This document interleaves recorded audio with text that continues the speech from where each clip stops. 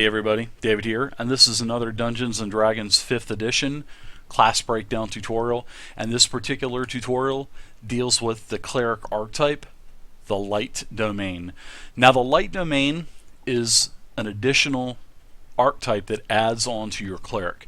The cleric is one of the rare exceptions where you get to choose your archetype right off the bat at level 1.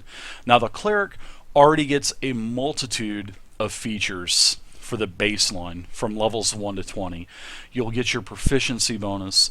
You get spellcasting, meaning that you can cast cantrips that do not expend your spell slots. You'll get to cast spells from level 1 to level 9. You'll also get channel divinity. You'll also gain ability score improvements that will raise your ability stats or allow you to take an optional feat.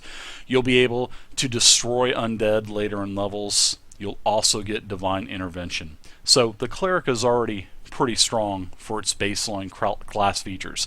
So when you take the Light Domain, it puts you in a more casting offensive role, and we're going to go ahead and start taking a look at the Light Domain.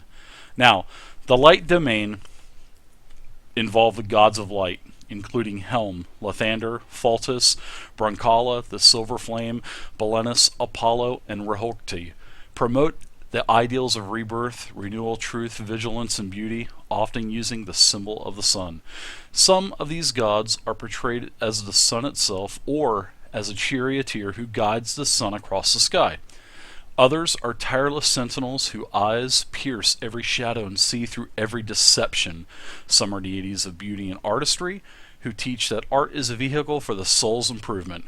Clerics of a god of light are enlightened souls infused with radiance and the power of their god's discerning vision, charged with chasing away lies and burning away darkness. So, that description of the Light Domain basically just tells you straightforward, hey, you're going to be getting a lot of fire-based spells, which are evocation-based from the wizard. So, as you can see, you're going to gain domain spells. Now, I'm going to explain how domain spells work. When you play a cleric, you have to pray to your deity for your daily pool of spells that you can cast. And then you take your spell slot levels and take those and cast you cast the spells out of the pool of spells that you have. So, domain spells do not count as part of your pool of spells for your daily spells. Now, you can cast them as many times as you want, but you have to expend a spell slot. Like I said, the domain spells just do not count towards your maximum number of spells that you memorized from your deity. So, at first level, you're going to get Burning Hands and Fairy Fire. Level 3, you're going to get Flaming Sphere and Scorching Ray. Level 5, you're going to get Daylight and Fireball. Wow, how cool is a cleric throwing fireballs? Level 7, you're going to get Guardian of Faith and Wall of Fire. And level 9, you're going to get Flame Strike and Scrying. So the Light Domain is a very strong evocation-based type of domain that just stacks onto the already great cleric baseline features. It's really nice. So you're going to gain at level 1, whenever you choose baseline cleric, you're going to get some class features for being baseline, and you're also going to get Light Domain features. So at level 1, you're going to gain a bonus cantrip when you take the Light Domain. And when you choose this domain, basically at first level you gain the Light cantrip, if you don't already know it. That's so straightforward, no need to break that down. Next, also, you're going to get at level 1, Warding Flare.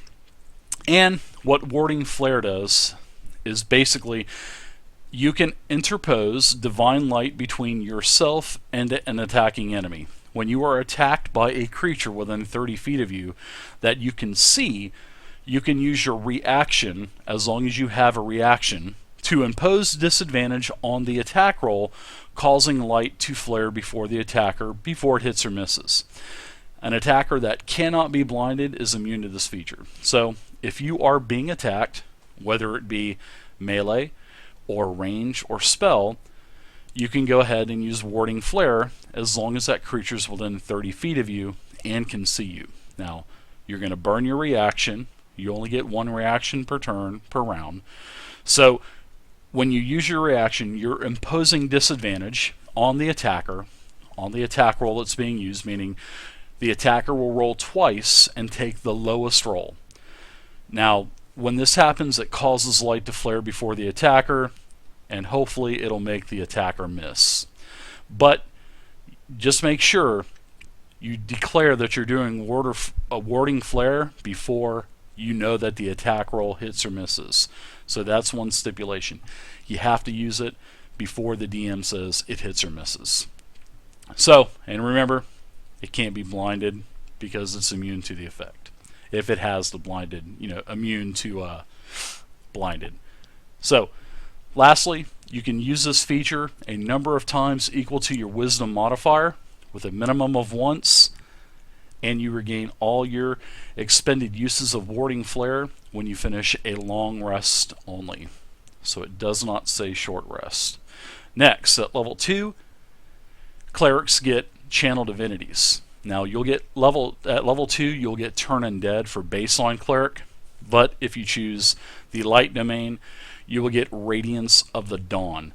So you can use your channel divinity to harness sunlight, banishing darkness and dealing radiant damage to your foes. So as an action, you present your holy symbol, and any magical darkness within 30 feet of you is dispelled. That's pretty straightforward. Basically, if there's any kind of shell of darkness around you, bam, dispels it, 30 feet worth. Additionally, each hostile creature within 30 feet of you, when you use Radiance of the Dawn, has to make a Constitution saving throw. Now, if the creature fails the saving throw, it will take 2d10 plus your cleric level of radiant damage. And if the creature is successful on its Constitution saving throw, it will only take half of that damage. So, one other thing to take into consideration is cover.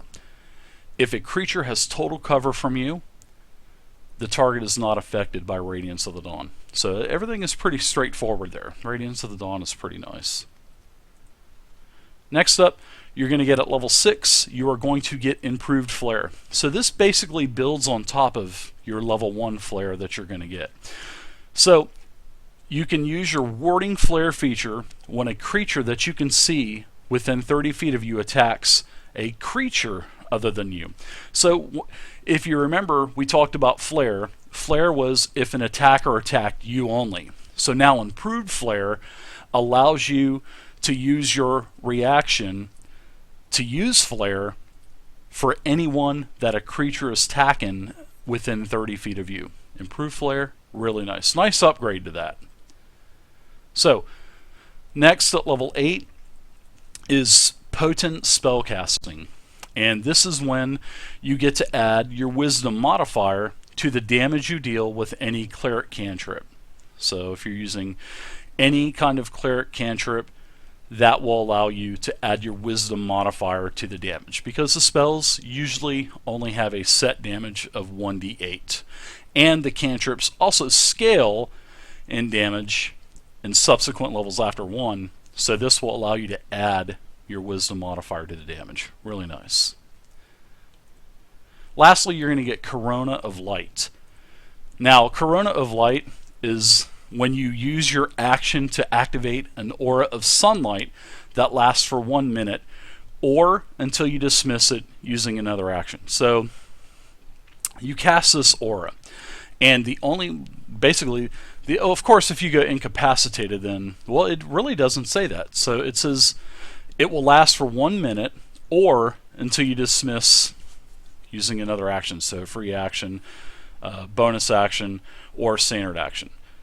So when you cast this aura, you emit bright light in a 60-foot radius and dim light for another 30 feet beyond the 60 feet bright. So that's a lot of light.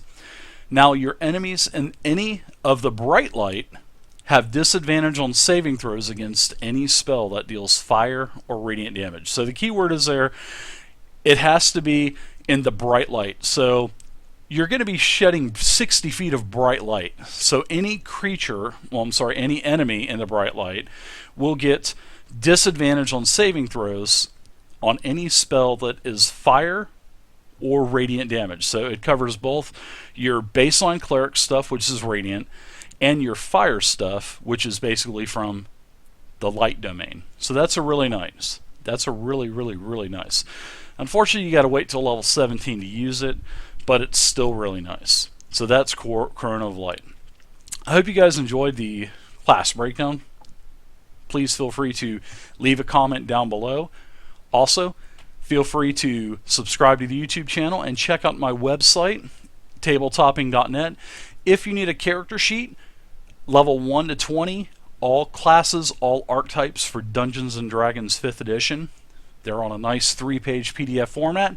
So you can just log on, take a level 15 Light Domain Cleric, and go to your game and test it out for the night. So thank you again. Hope you guys enjoyed it, and I'll see you next time.